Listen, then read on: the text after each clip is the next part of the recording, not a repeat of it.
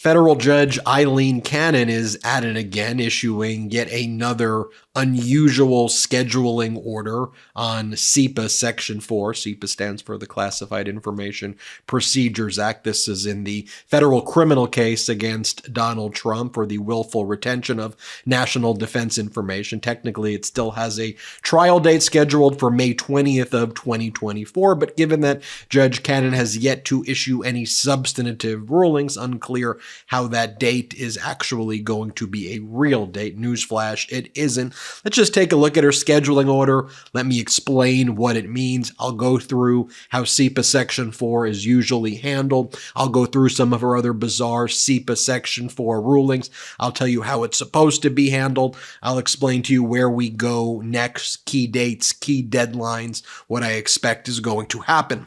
Here's the scheduling order just issued by Judge Cannon. On February 12th and 13th, 2024, the court will conduct sealed ex parte hearings pursuant to Section 4 of the Classified Information Procedures Act, CIPA. These proceedings will be held in a facility suitable for discussion of the classified information contained within the parties' Section 4 submissions. The anticipated schedule for the Section 4 hearings is set forth below. Monday, February 12, 2024, from 9:30 a.m. to 2 p.m., the court will hear argument from defense counsel for all defendants outside of the presence of the special counsel, consistent with the protective orders entered on September 13, 2023. Defendants Nauta and De Oliveira may not be present. Defense counsel shall be prepared to discuss their defense theories of the case in detail and how any classified information might be relevant or helpful to the defense. Defense counsel shall also be prepared to discuss defendant's motion for access to CIPA Section 4 filings and defendant's challenges to the special counsel's CIPA Section 4 motions. Then it says from 3 p.m. to 5 p.m., the court will hear argument from the special counsel outside of the presence of defendants or defense counsel. The special counsel shall be prepared to discuss CIPA Section 4 motions and all follow-up items from the sealed ex parte hearing held on January 31st, 2024. Then it says Tuesday, February 13, 2024, as previously ordered, the parties shall reserve February 13, 2024 for further proceedings on their Section 4 submissions as necessary. 3. As a separate matter, consistent with the protective orders entered in this case, defendants Nauta and De Oliveira shall file a public notice of filing on or before February 7, 2024, reflecting the classified submissions referenced in their challenges to the special counsel CIPA Section 4 motions, done and ordered in the chambers at Fort Pierce, Florida, this the 5th day of February. Folks, this is very bizarre, but nothing surprises me with Judge Aileen Cannon. There's nothing complicated, complex, difficult about CIPA Section 4. It is a statute, CIPA, that's been on the books for a long time.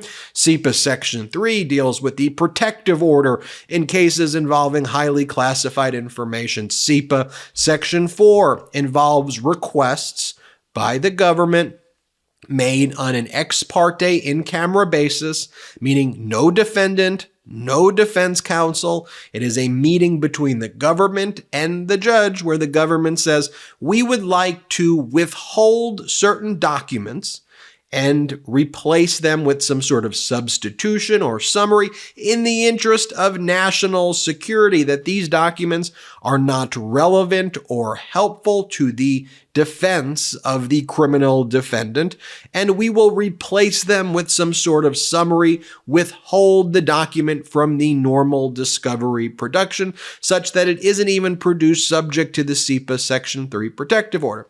Folks, there's nothing controversial about it. In every case ever on CIPA, including if you read CIPA Section 4, the statute, it says that these hearings happen in camera, ex parte, no defendant, no defense counsel.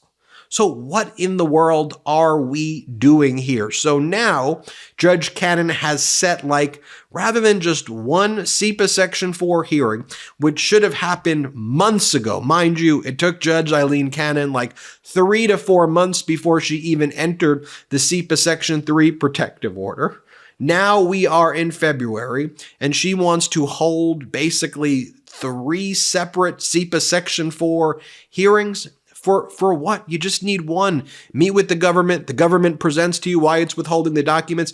You can then make your decision, Judge Cannon, if you agree with the government or not. If you disagree, you turn it over to Trump, and then Special Counsel Jack Smith has the opportunity to appeal to the 11th Circuit if Jack Smith's team disagrees with your order, since things are directly appealable when you are challenging a court's ruling under CIPA.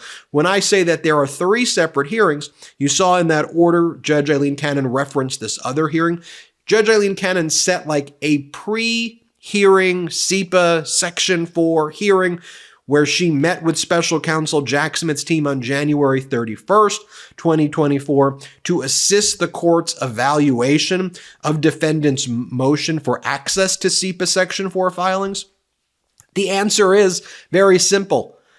Defendants don't get the material. It's that simple. This isn't a quandary. This isn't some area where judges need to divine the answer and look through statutory history. But then again, we're dealing with Judge Aileen Cannon, who was the only jurist in American history who asserted equitable jurisdiction over the search warrant executed on Donald Trump's premises at Mar-a-Lago back in 2022, when all of the law states that you don't get to assert randomly equitable jurisdiction. So she tries to come up with newfound readings of the law to ultimately help Donald Trump. This was her previous paperless order. And notice, these are all paperless orders that she makes because she doesn't want to make a substantive order that can be appealed. She's yet to make any substantive order. They're all scheduling orders. This is the one that she made on January 11th, 2024, about the hearing that just took place on January 31st, 2024. She goes, in advance of the upcoming CIPA Section 4 hearings and to assist the court's evaluation of defendants' motions for access to CIPA Section 4 filings, the court hereby schedules a hearing with the special counsel on January 31st, 2024. The hearing shall be conducted on a sealed ex parte basis in a facility suitable for the discussion of classified information contained in the special counsel Section 4 filings. The court reserves ruling on defendant's motion for access to CIPA Section 4 filings pending the February 2024 CIPA hearings and review of defendant's forthcoming CIPA Section 4 challenges. There's nothing to reserve your ruling. The defendant's not allowed to have access. So what in the world are you doing? And here in this new scheduling order on CIPA Section 4, adding a hearing now on February 12th and February 13th, this weird scheme here of she's going to meet alone with Donald Trump. She says De Oliveira and Nauta can't show up, but she doesn't say Trump can't show up. So she's going to be with Trump, Trump's lawyers, and Nauta and De Oliveira's lawyers. What are you going to talk about? What are you going to do in this? What are you going to do in this meeting? That's very bizarre. And then later in the afternoon, you're going to meet with the Department of Justice, and then you're going to reserve time on February 13th to determine if defendants should have access to the filings. The moment Judge Cannon does that, if she grants defendants access to CIPA Section 4 material that they're not allowed to get, then Special Counsel Jack Smith can go to the 11th Circuit Court of Appeals. And I think that's basically what Jack Smith is waiting for at this time.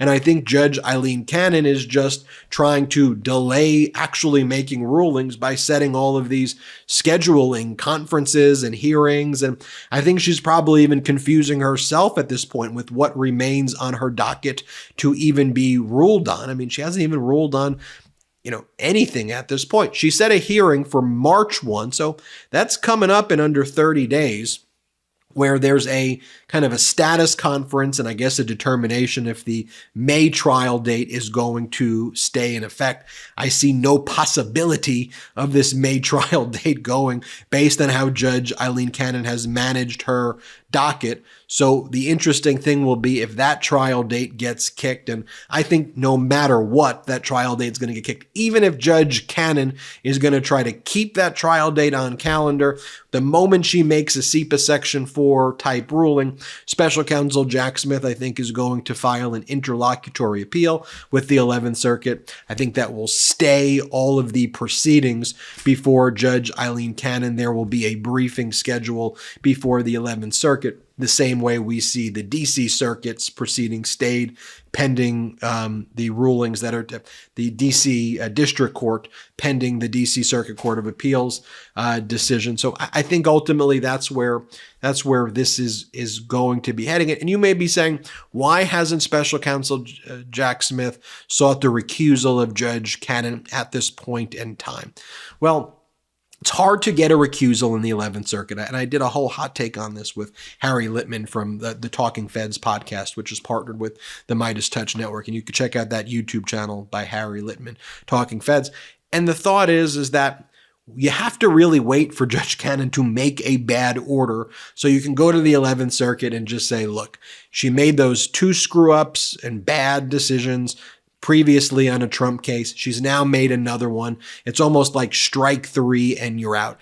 If Jack Smith sought the recusal of Cannon from the very outset of the case, and it was denied by the 11th Circuit, who want to give her the benefit of the doubt that she may have learned her lessons from the prior case where she was overturned twice, where she asserted equitable jurisdiction, then Jack Smith would really have trouble getting her recused and removed again if the 11th Circuit ruled against him. It's hard to bring that motion kind of multiple times without seeming a bit vexatious and having personal animosity towards the judge. So I think Jack Smith strategically was saying, look, we have to wait until she issues an order and screws up. Then we can go to the 11th Circuit Court of Appeals, and then we can not only seek to have her overturned, but raise the issue that this is the 3rd time this has happened. And the 11th Circuit case law has a case where a judge engaged in kind of 3 acts of insubordination to the 11th Circuit, and then that district court judge was ultimately removed. But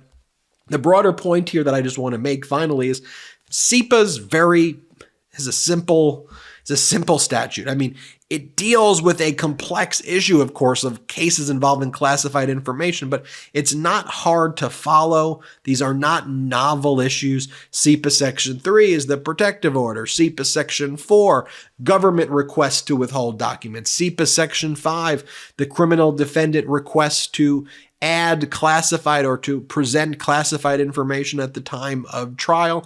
The government can oppose that. And then you have the other CIPA sections which deal with how we handle classified documents that may be useful and helpful. How do we handle those at trial, summaries, other types of ways of dealing with it so that the due process rights of a criminal defendant are protected, but also our national security interests aren't harmed. And put it this way, Cannon hasn't even set the CIPA Section 5 hearing yet.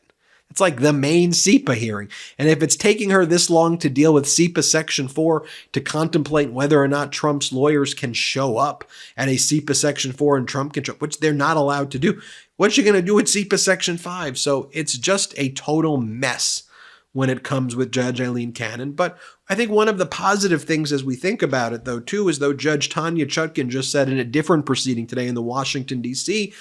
federal criminal case, is that, she's prepared to try Donald Trump's case in the summer. If the D.C. Circuit doesn't rule soon, she's ready to go. And so Judge Chutkan's basically indicated that that she'll be ready to have her trial. So one of the things that I'd be interested in seeing, you have the Manhattan District Attorney case up first. Donald Trump becomes a convicted felon.